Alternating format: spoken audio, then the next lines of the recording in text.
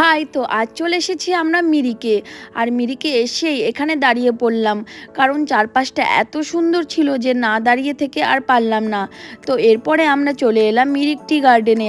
আর দেখো চারপাশটা কত সুন্দর। আর আমরা পুরো মেঘের মধ্যে দাঁড়িয়ে আছি। জায়গাটা এত সুন্দর ছিল যে আমার এখান থেকে আর অন্য কোথাও যাওয়ার মনই করছিল না। মনে হচ্ছিল যে সারা দিন এখানে বসে থাকি, জায়গাটা এতই সুন্দর ছিল। তো এরপরে আমরা চলে এলাম মিরিক লেকে। আর এই জায়গাটাও বেশ সুন্দর ছিল। এই নিয়ে আমার মিরিক অনেকবার আসা হয়ে গেছে, কিন্তু যতবার আসি তত ভালো লাগে। আর পাহাড়ে ঘুরতে কার কার ভালো লাগে অবশ্যই কমেন্টে জানিও। তো এখানে আমরা বেশ কিছুক্ষণ সময় কাটানোর পর আমাদের খুব খিদে পেয়ে গিয়েছিল, কারণ সকাল থেকে আমরা এখনও কিছুই খাইনি।